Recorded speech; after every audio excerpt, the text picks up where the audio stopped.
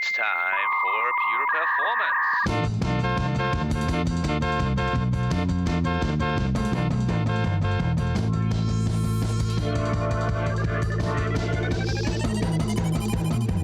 Get your stopwatches ready. It's time for Pure Performance with Andy Grabner and Brian Wilson.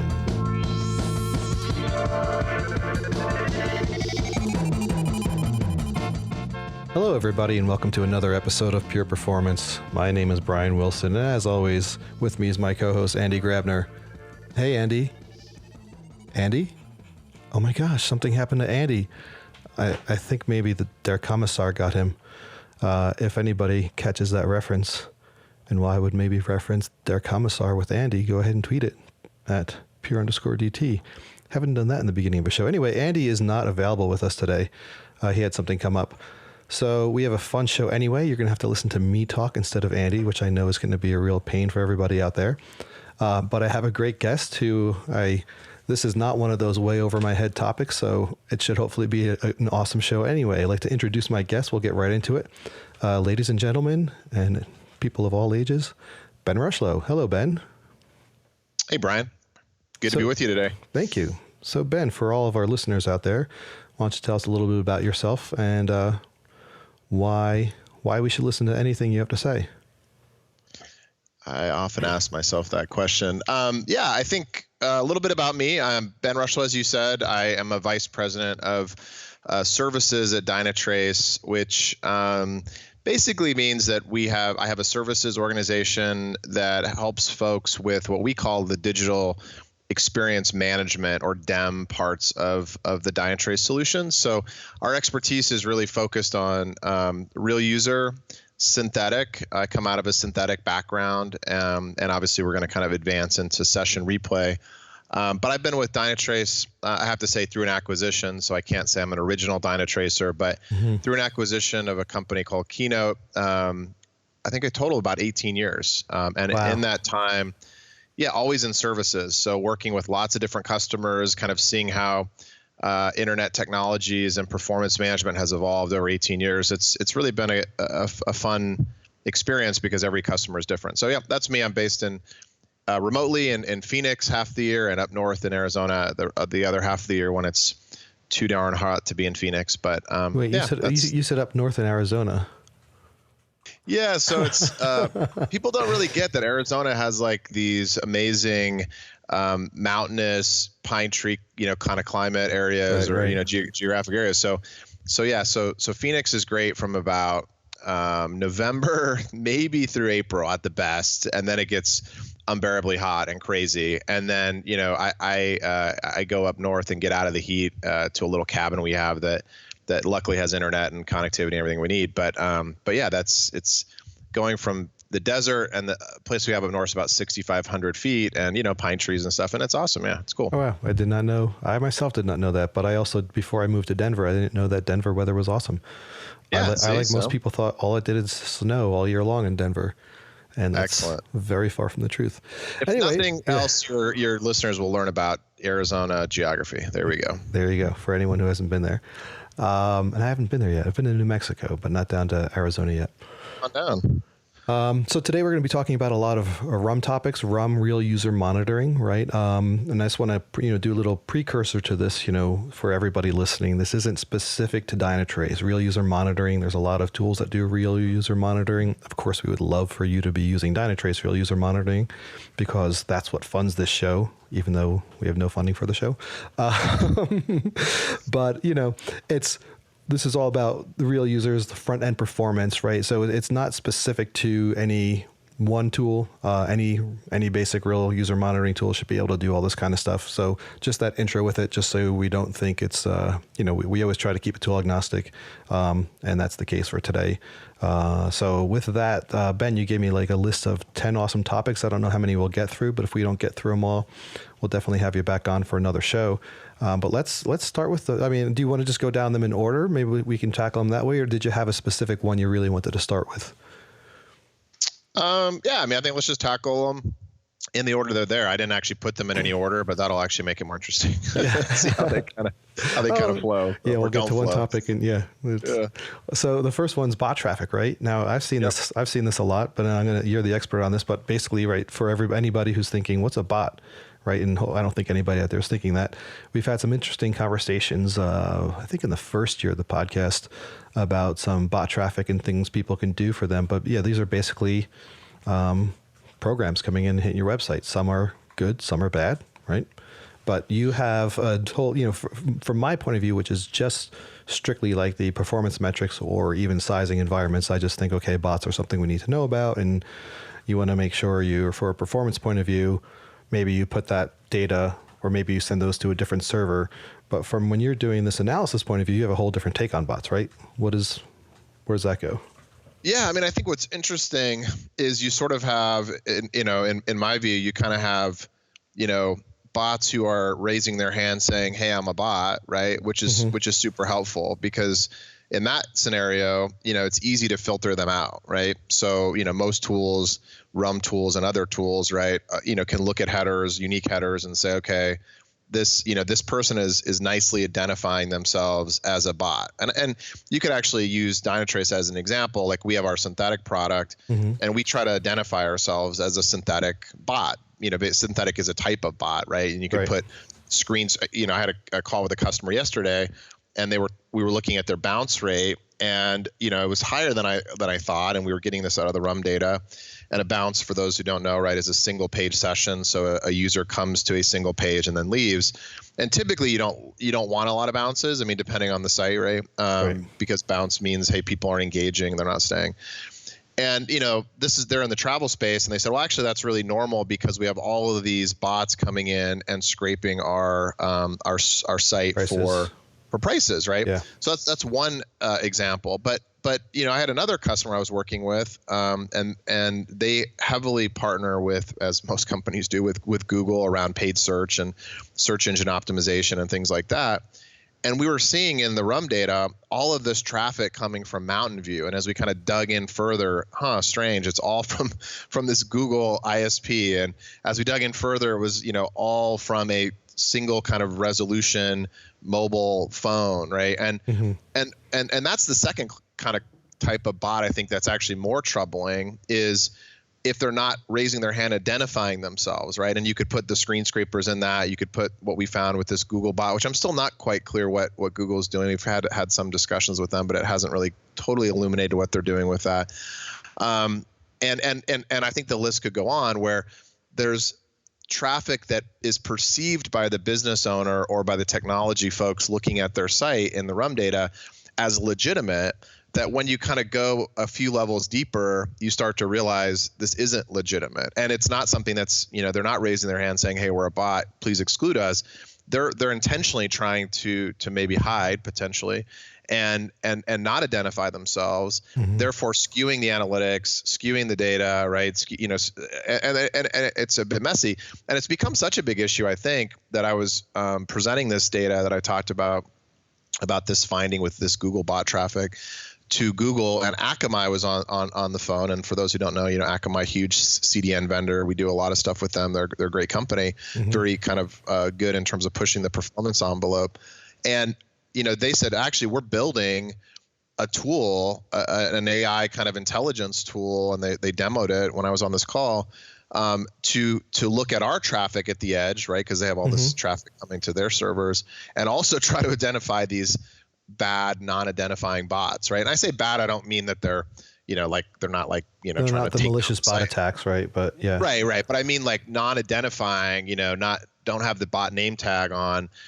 And they're also trying to build AI around how to know who those bots are and then be able to kind of either treat them differently at the edge or obviously filter them even out of their own analytics. So I just think it's an interesting topic because for me, I hadn't really realized. I kind of thought of bots as, okay, they're identifying as bots. It's great. I get it, understand it, but this whole kind of second class of unidentified, I think is interesting because then, you sort of start to think about, can I trust my data if I don't exclude those, or how do I really make sense of what my actual customers are doing versus kind of what these bots are doing. So I think it's an interesting topic that people should be aware of as they look at their analytics data. And I would imagine that has an effect on Adobe Analytics and Google Analytics, as well as RUM, analytics and CDN analytics, anything that's capturing, things that are supposed to be real users, right? So.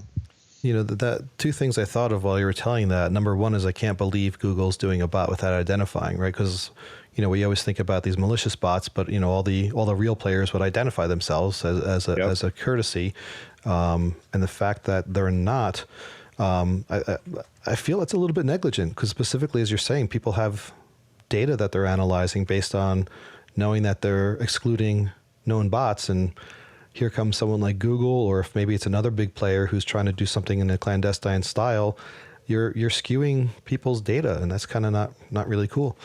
So I'll give a little ding against Google for that. But totally agree. What I think is interesting, you were talking about the good bots versus bad bots, right? And historically, bad bots have been the attack bots. They're bots that would generate traffic on your site, used for DDoS attacks and all this thing.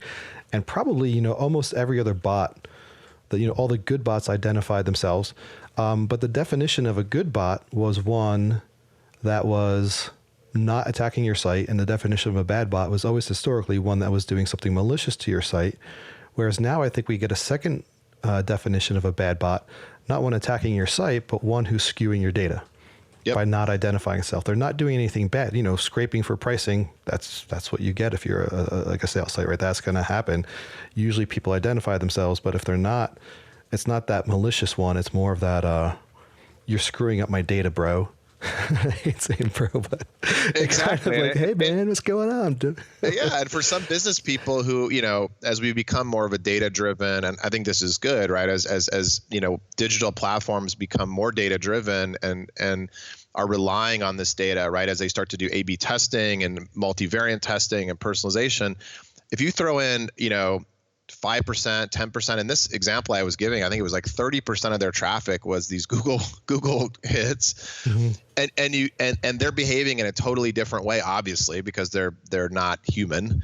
That has a big effect on the data pollution, right? Or potential to pollute the data quality. And I think that it's not a minor thing then, because now you're rolling that data up and saying, oh, our A/B test of this sort didn't work right, or oh, the personalization is not yielding the results you want, or actually, we did a big release and the bounce rate didn't go down. And it's like, yeah, but if 30% of that data is bad, then you can't really get the optics on what what those other changes are doing. So I think it is an interesting topic. I mean, I don't know if it's like the biggest thing that's happening that's interesting, but it's certainly one that surprised me, and it's something to keep an eye on, I think, for folks out there. So yeah, I think even bringing up the topic of RUM is usually licensed by visits or traffic and everything, any RUM vendor, right?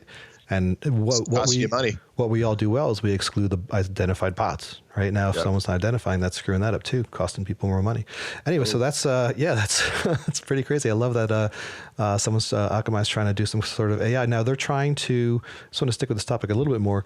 You mentioned Akamai is trying to use AI to identify patterns of what might make a bot. Have you come across any patterns that people might be able to tell? I think you mentioned something about single resolution phone or something like that. Like what have you seen at least out there that are kind of giveaways to a non-identified bot, if you have any examples?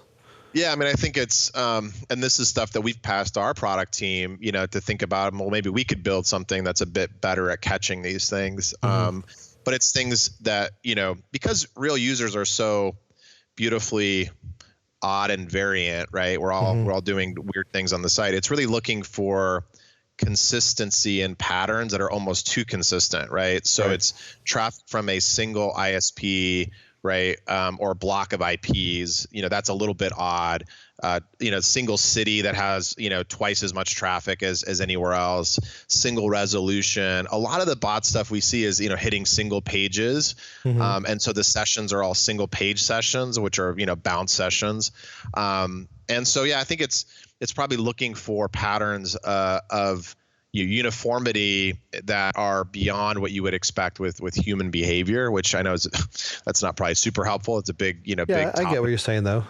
That's what we're seeing basically. I think that's what Akamai is trying to identify as well. Now, my guess is if you can build a and I don't know if they're doing this, but I'm assuming they are. If you can start to build up that intelligence and then have even, some sort of person integrate or interrogate that data, but then you could kind of mark it as, okay, if we see this again, right, this is likely a bot. You could build up hopefully, some database kind of views where it's like, okay, we've already looked at this. We know it's a bot. Next time, it comes up, we'll throw it away. Right. And I think if you can do that, I don't think these folks are trying to be like, I don't think they're hiding.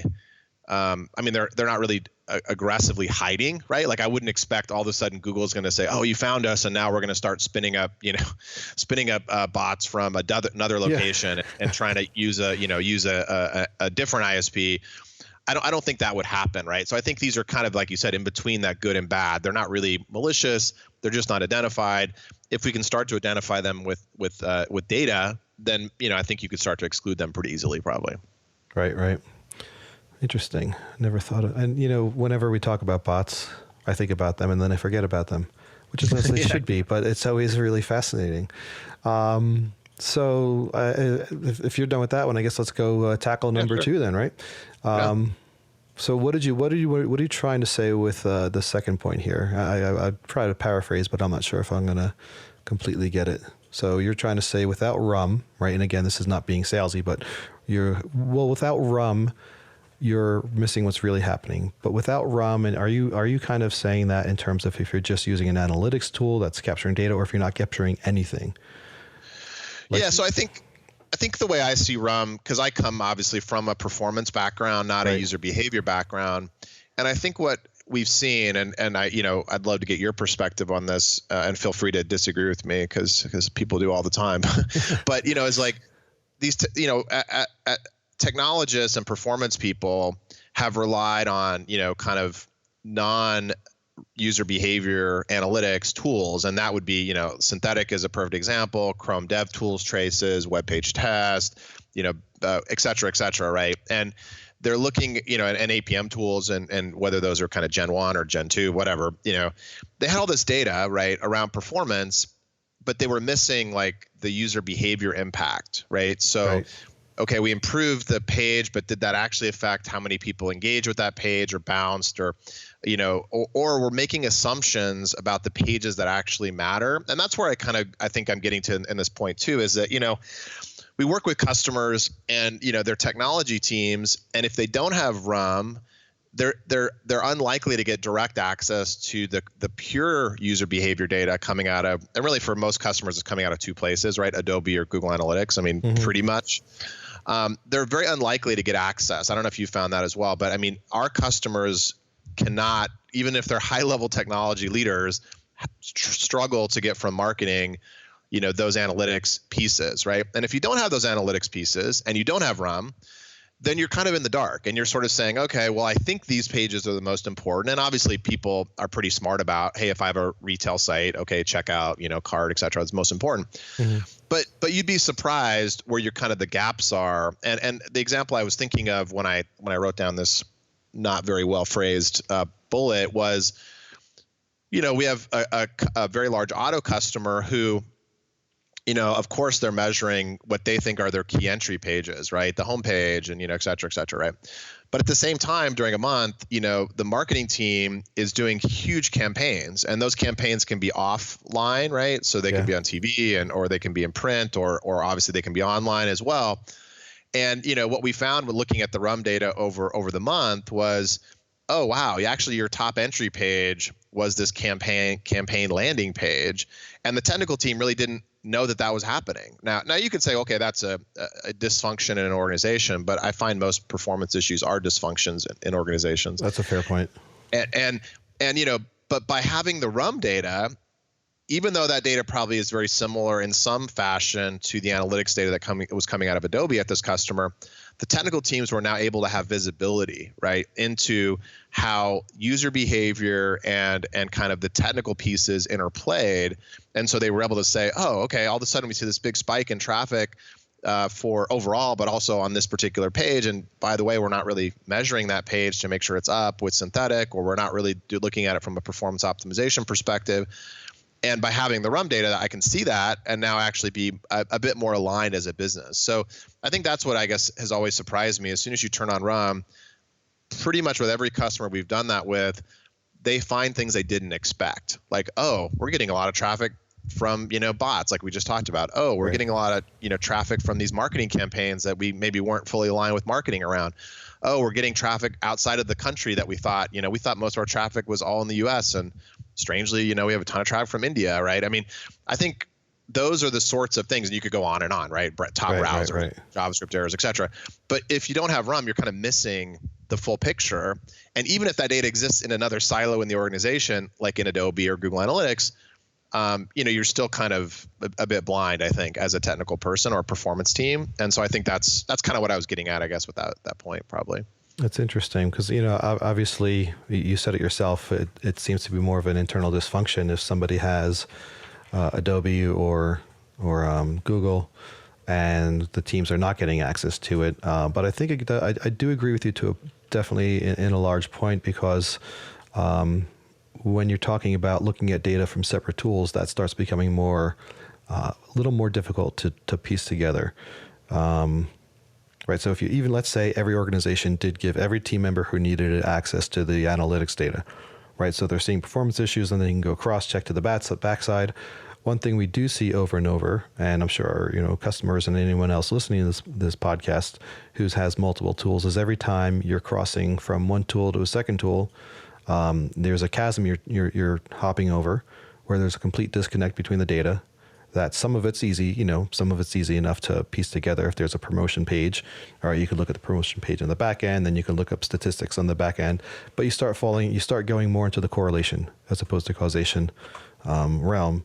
So yeah, I mean, I definitely would agree having it all in a single type of tool definitely makes it a heck of a lot easier, a lot more convenient, and probably gets used a lot more then. But I do want to put you on the spot, right? We have vendors like ourselves who make RUM tools. And then we have vendors like Google and Adobe that make analytics tools.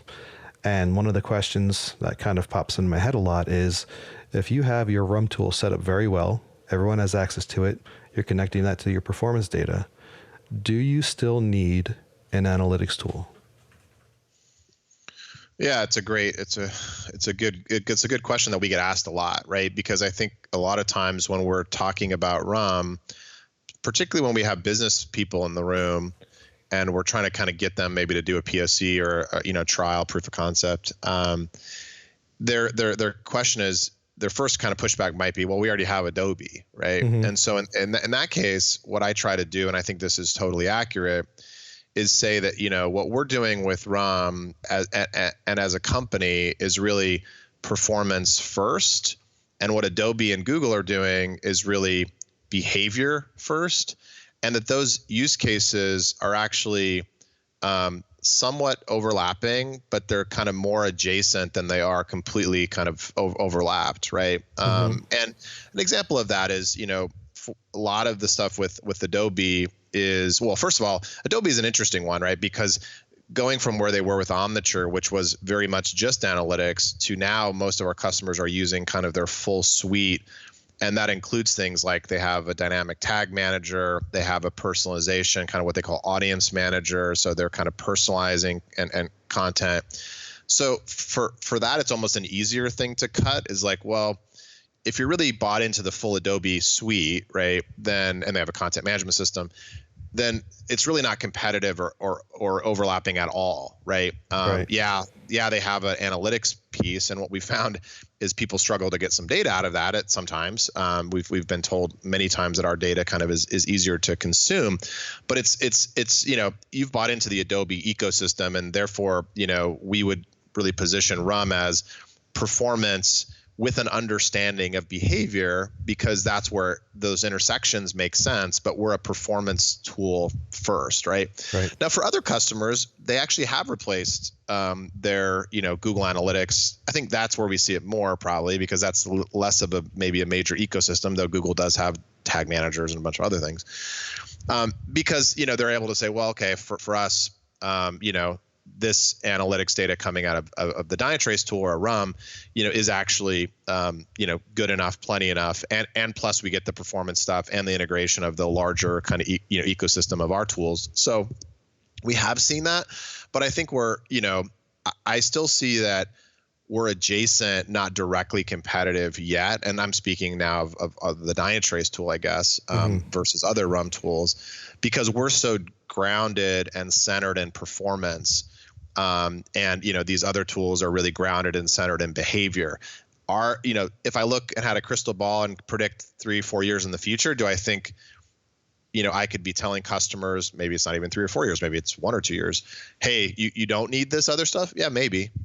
Because I think we're getting smarter and better about adding, funnel analysis and conversion analysis, and we're going to have the ability to do A/B testing and and those are the things I think the business really buys those tools for. And so as RUM evolves, and I guess whether it's our RUM or other RUM, as it evolves more into that business area, I do think you could make the case for not having it. What I think is actually happening, which is pretty funny, is I'll look at sites and they have Adobe, and some of them have Adobe and Google Analytics, and they have a RUM tag from Akamai, which they bought. Obviously, they bought Impulse, and they have our RUM tag, right? And you kind of say like, what, what? But the reality is like each of those are serving different use cases and different internal constituencies, I guess. And so I'd love to see a view where it's more consolidation, but the reality is I'm almost seeing the opposite, right? Is like people are using, more and more analytics, which also means I think good analytics is really important because if there's a plethora of data, which one do you trust, right? Which one do you actually use for these different use cases? Right. And a lot of it comes down to understanding how the tools are collecting the data and looking at the data. Yep. I think this segues then perfectly into number 10, since we're talking about comparison of different things. Let's jump into the, I liked how you put it, the fallacy of synthetic versus real user, right? So if we're talking about real user versus analytics, and there's some use cases for both, obviously. Let's talk about synthetic versus real user, right? So for synthetic out there, just a brief explanation for people who might not have come across it. That's when you're having basically some of these good robots, as we talked about before, driving traffic against your browser. It might be a single page hit, or it could be a click path through, but it's going through and from specific points, geographical locations, think about them as like a control test. Any kind of time you're doing a laboratory test, you always have a control. So this is always from a very specific point in time, point in geographic region, broadband, whatever. You're hitting that constantly, or not constantly, but at a timed interval, as opposed to your real users, which are all that various wonderful goodies that your real users give you. And I guess as you're mentioning here, and people ask all the time, if I have real user monitoring, Ben, what do I need synthetics for anymore? Yeah, it's a great question, and one we've kind of deal with. And for a time when I worked at Keynote, we only had a synthetic tool, and other folks were developing RUM tools, and it was sort of like you felt like at the time everyone's going to throw away synthetic, right? Mm-hmm. Because all you need is RUM, and I come from that background, so I have some bias, but I've really been sold on kind of the beauty and amazing pieces of RUM in the ability to see kind of every user, every browser, every page, every geo, right? Like that visibility is like going from kind of black and white to 4K if what you were using synthetic for was to understand performance. And I think that's the biggest shift, right? So it used to be that we would say, hey, synthetic is a proxy for your user's experience, right? And people can read a lot into user experience in that phrase, right? And for some people, if that meant, well, synthetic is a proxy for how my customers are performing, I think that is where RUM really has taken over, right? Because synthetic is one browser, as you said, or even if you have multi-browsers, though most vendors are going to single browser, a subset of geographic locations, a subset of pages, even though those pages are really critical. The reality is you can't really measure the crazy performance that we all bring to the table with our different setups, different browsers, viruses, my grandparents' computer, my kid's computer, Wi-Fi, mobile. And so I think, what's really happened is RUM is the voice of truth for performance in production, but synthetic still has a very strong, and I think will continue to have a very strong and compelling use case around availability testing, making sure that kind of I can get in from the outside, testing everything from the browser through my network, DNS, my routing, et cetera.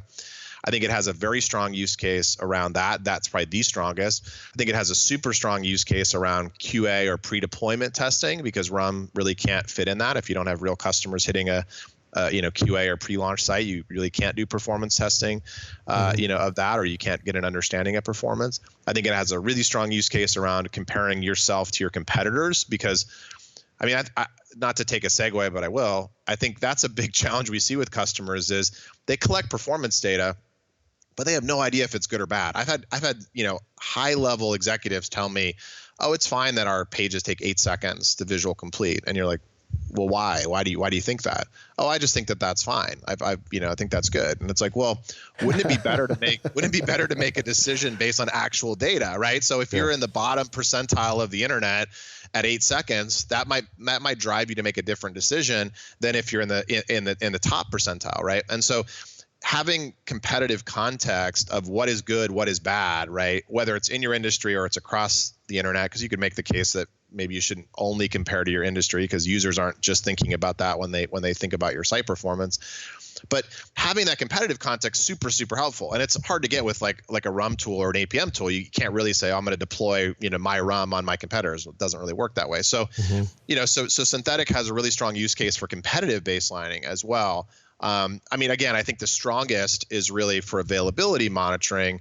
I had a customer this week, again, not making this stuff up, where they run a booking engine, airline booking engine, and they were not able to capture these issues that they were seeing with RUM and a backend APM tool, but they were with synthetic. Now, obviously with RUM, they were able to cross-correlate, and you could see like sessions were dropping and conversion was dropping. So it's not like RUM has no availability, play. But as a primary frontline, it doesn't have the visibility into, hey, my pages are returning 500 errors, or I'm not able to get through my border router, or I'm having DNS failures. Like, you can't pick that up very easily with RUM, and so I think synthetic is still really strong there. Last thing I'll say about that is, what I've told customers, and I think this is true, is if you were spending, 100% of your dollar on synthetic, right? And this is just talking about synthetic and RUM, not the other APM components. But obviously, I think you're probably going to start evolving that, where maybe 30% of your dollar is going to be on synthetic, and 70% is going to be on RUM, and maybe that's where you'll be in a year or 2 years in between now and then. You're going to kind of move in that direction. I think that is true. I think we're going to see customers spend less in synthetic, pick the very key entry points, the very key transactions, for availability, maybe for, pre-launch, maybe for intermittent competitive benchmarking. But I think that's sort of where we're seeing the industry evolve to. Very interesting. Another thought I was having too with it is when we're talking about, the one use case I really love is the control, right? Because I'm a fan of science, and controls are very important. And this works on two levels, right? Because you have synthetic that's testing your front end, but you can also use synthetics to test your back end components, right? Any API endpoints and everything that you're running. So take these two scenarios, right? Scenario one is if you have when you're testing on your front end, as we said, when you have all these various end users with all their malwares or anything else going on, maybe they're, we've seen in the past where people's browsers were really slow, and you take a look at what's going on, they're downloading tons of ads, and the customer's like, we don't put that many ads on our site. Well, their browser had been hijacked, right? So you start seeing all these kind of things. So when you start seeing some bizarre behavior slowly creeping in from your users, if you have 1 million users on your site in an hour, right? And 3 or 4 of those, or just like a small number of those users, are starting to show some anomaly, right? You may or may not write it off as, okay, some people have these, this is the end user, right? There's going to be some people who have something screwed up. Whereas again, with that control of the synthetic, your synthetic should only fail if there's a failure, because you're not adding anything to the browser. You're not changing anything with it. It's coming from the same point all the time. It's that control factor. So a single failure on synthetic, I believe, but you're obviously the more synthetic person, is so much more of an indicator than smaller it's much more of a stronger warning than a small amount of errors coming from real users, because there's so many things that could be impacting, so many outside factors. Now taking that to the back-end side, if you have a back-end payment system and, maybe it's really early in the morning or overnight and not too many people are on your site. If you're, doing more of a geographically based store, one or two users, again, failing on something payment, you might be like, all right, something happened there. But if your synthetic is failing once, second time even, that's pretty big indicator you have a major, major problem. So that's one of the reasons why I love it still too, because you have, because of that variation that you have in your real users, because there can be so many other factors that can be leading to a user's failure or a user's error, real user's error. Those synthetics typically should be much more of a louder warning bell, at least to me. But no, yeah, I think I totally agree. I think the controlled laboratory environment allows you to detect very small changes, even hundreds of milliseconds of changes, which in real user, it's sort of an interesting paradox. And I'm sure if I was a better statistical wizard, I would understand it more. But it's, on one hand, like you said, real users are all over the map, right, in terms of their setups and kind of performance and issues. And on the other hand, if you get a site that has lots of traffic, that sample kind of gets washed and you really can't detect major changes, right? And then during the evening hours when real user traffic, typically, unless you're running a 24/7 site, drops, you almost always get a performance increase, and that's really based on the sample, right? So it's based on the less sample. So it is hard if you're trying to say, okay, I want to really detect micro kind of changes as I'm tweaking my front end, let's say, or my back end. Or to your point, I want to really understand errors, and you're right. I think a synthetic error has a lot more weight because you kind of have a controlled environment.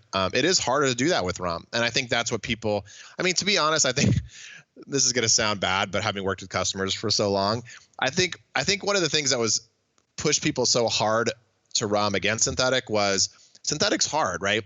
The scripts can break, the sites change, you can get false positives, right? And then people threw RUM on their site and they're like, oh, everything's green all the time. It's like, it's all just, everything's green on my dashboard. Now, I think that is, it's a fallacy again of like, I just don't want to deal with the messiness of synthetic. So I'm just going to use RUM and then probably not look at the right metrics, or maybe just kind of not really realize that there's some gaps that RUM can't cover.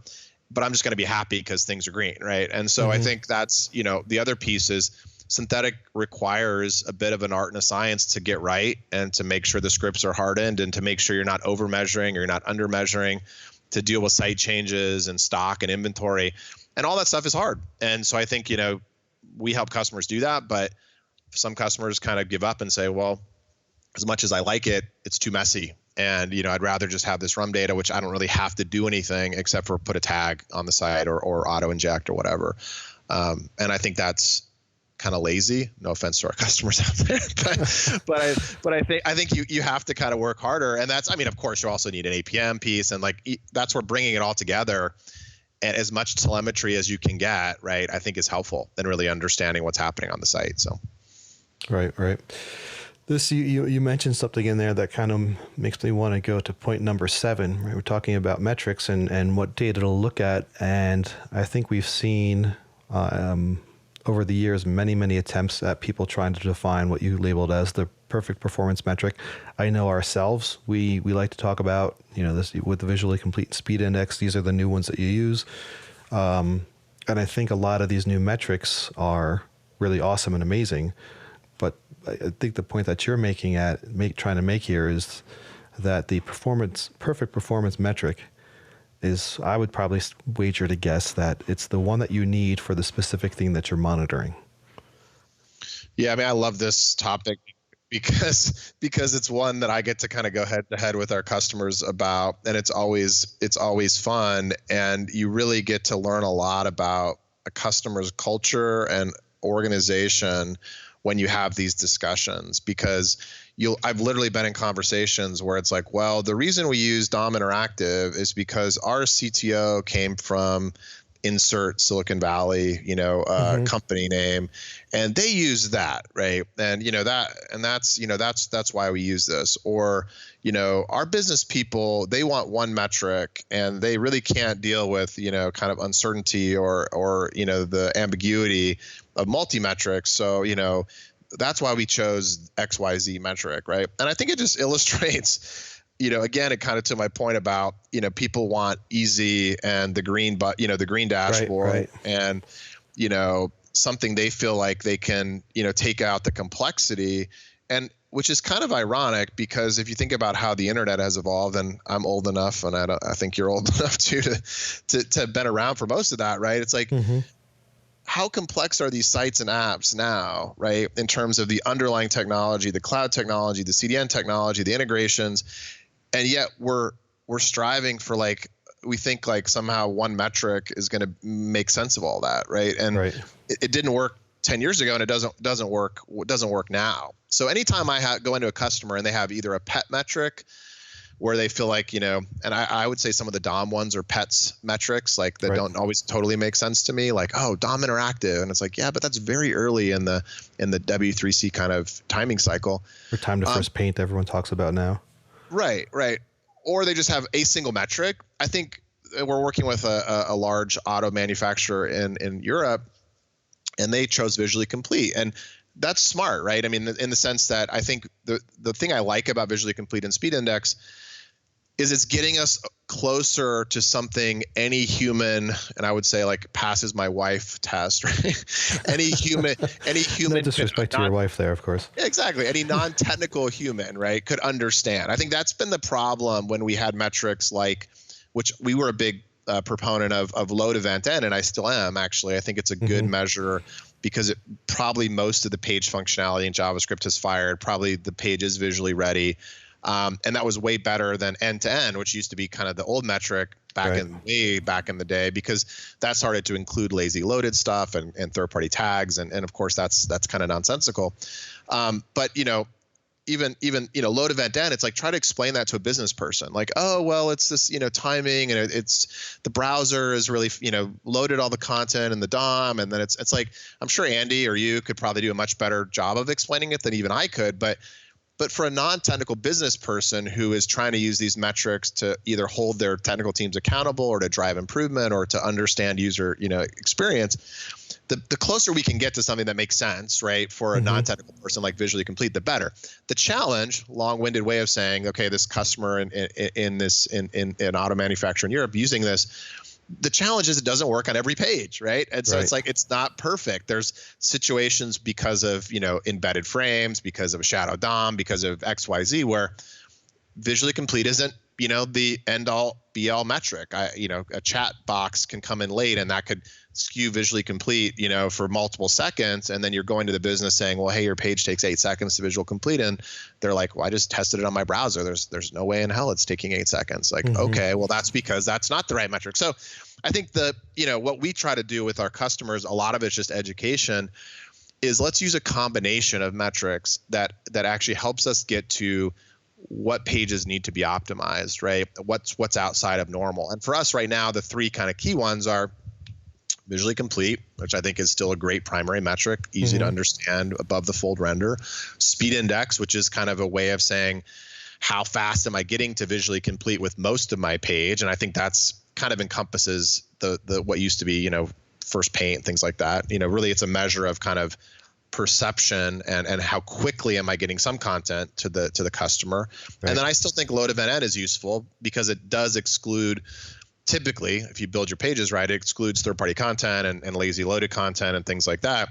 But it does give me another kind of view. And so the three of those together are really useful. Now, 2 years ago, I would have said something different, because Visually Complete wasn't big of a focus. And I'm sure in 4 years, I'll be talking about, it's Google's talking about first meaningful paint and first meaningful interaction, and it'll probably evolve again. And the point is that don't get obsessed with a metric, for the sake of a metric. Get obsessed with the idea of using, as you said, the best metric for the right situation, for the particular situation, in a way that will help you drive improvement, right? If the metrics you're using are to help you get a bonus or to show your boss that everything's okay, then I would say that, don't use it. I mean, that's just crazy, right? But a lot of DNS customers lookup. Yeah, exactly. Look right. how fast it is. Or just make them up. We will have internal discussions, when we're, we have lots of great customers, but we have some that are challenging, of course. And, you kind of sit around and have a beer and you're like, you know what? I think this customer would be more happy if I just gave them an Excel sheet where I just made up the numbers, right? Like, I just think, just give them what they want, which is I want green, right? Yeah. And it's like, they don't need to pay for all this complex measurement and telemetry and data and RUM data and synthetic data. It's like, they just want to see that, things are fine. They want to live in a fantasy world. And, I think obviously that's not the norm, but I think you can kind of see that when you get to customers who are like, well, this is the metric and it's because it's the fastest metric and it's, the business likes this. And it's like, okay, but the whole point of performance management is really to drive improvement for your customer, right? And so find a metric that actually represents as closely as we can, or a set of metrics, the customer, and then use that to drive improvement. So you can see I get very excited about that topic. Yeah, no, I think it's a great topic, and what I think it really comes down to is, right, there are some better, there's definitely better metrics than others, right? But Sure. What I think it comes down to for an organization is, number one, you need to really kind of split your pages out into things for different types of performance, right? Performance of a page load, you're going to probably want to measure differently than an XHR call. Totally. Even something with a login, which has a redirect and all, right? There's a lot of different kind of things that go on in these. And to me, what it really comes down to is capture multiple metrics on all these pages, because you're not going to figure it out right away.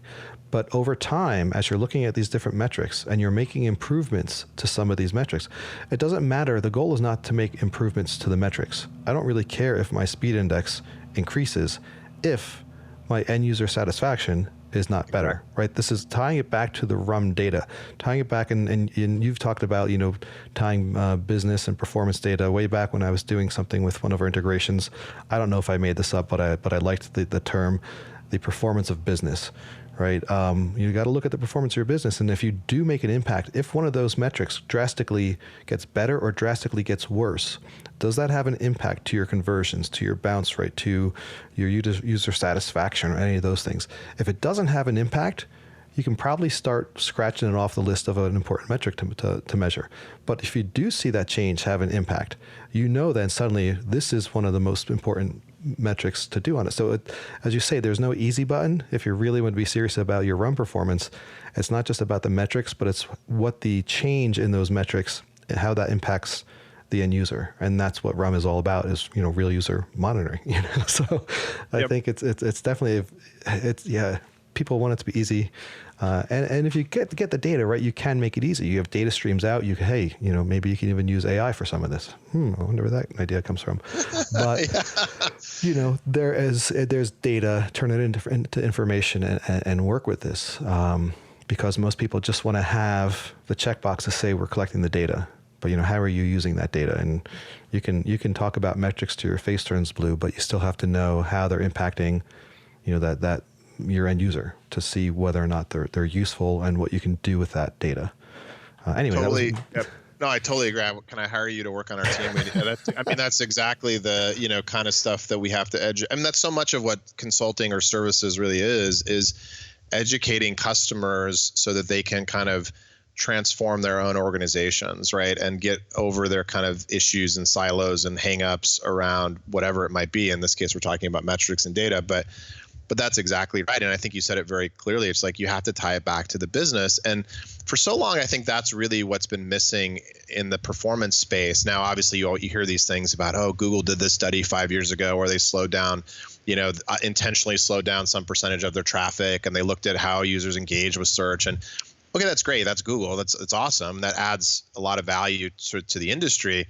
But generally, if you talk to most large companies that weren't in Silicon Valley, they didn't have any understanding of how performance was really, transforming or affecting the business. And I think to your point, being able to see in a single kind of view, conversion, bounce, engagement, right? I think all that's super critical, because that's really what matters at the end of the day, not a number. And yeah, I totally agree. I think it's right on. One of my favorite examples is the idea of the clicking on place order, right? People think, oh, we have to speed up our pages specifically because speed translates into more conversions. And usually place order takes a little bit longer than other things on their site. So quite often people will look at, oh, place order is running slow. Let's improve the speed of that. But what we've seen is a lot of times once you get to someone clicking on place order, they're already caught, man. They're already into it, right? Yeah, exactly. They're placing their order. It's the pages that lead up to it, which are more important. Granted, you don't want your place order sitting there taking 15 seconds and they're thinking like, what the heck's up with this, right? But but that's also, again, tying back to what is the performance of my business. I'll use that little phrase again to know which ones are actually having the impact on those conversions. So not just making improvements, but being able to measure that improvement. That's kind of like the shift left, shift right that Andy always talks about, looking at not only, how do we take metrics from the left and push it to the right, but how do we also take metrics from production and let that influence what we concentrate on pre-production to make things better. So, I think the thing that I like about what you just said is it's the performance metrics and business metrics in context, right? So like the context in there is someone's already 6 clicks into a conversion funnel, they're hitting place order. Like, does it matter that it takes a second versus, half a second, right, to come back? Maybe not, because we understand the context of where the user is within their kind of digital funnel or journey, right? And I think that's what we need to bring more to, and we're trying to do in our area, to the metrics, right? So another example of that I kind of drives me nuts is, people are like, well, do you guys have, data in your tool that shows, very, very cleanly the relationship between performance and bounce? And I'm like, yeah, we actually do. We have one graph, but I know who they're thinking of, other competitors. And what I say to them is, like, that's not a simple, and anyone who can tell you it's a simple equation, like, doesn't understand the context, right? That, you're not always going to find this relationship. You need to know things about referrers. You need to know kind of where the traffic's coming from. You need to know where they are in a funnel, if you have a funnel, right? And really all sites have some funnel there, even if they're not typical conversions. It's way more complicated. And if you think you can just, make it simple, and kind of go and say, well, here's my one graph that explains how performance and balance intersect, it's not that simple. And I say that as someone in our tool where we have that graph. So I get it, right? But we're exploring kind of deeper connections, and we're finding, like, if you have the referrer data, you actually might be able to make more sense of that. Well, why is it? Because if I'm driving a Facebook campaign and, people are clicking through, and, knowing that that's a segment of traffic versus, organic search, those people that are clicking through, we might expect to bounce that have nothing to do with performance, right? Because just we know that if you're driving people to campaigns, they have higher bounce rates.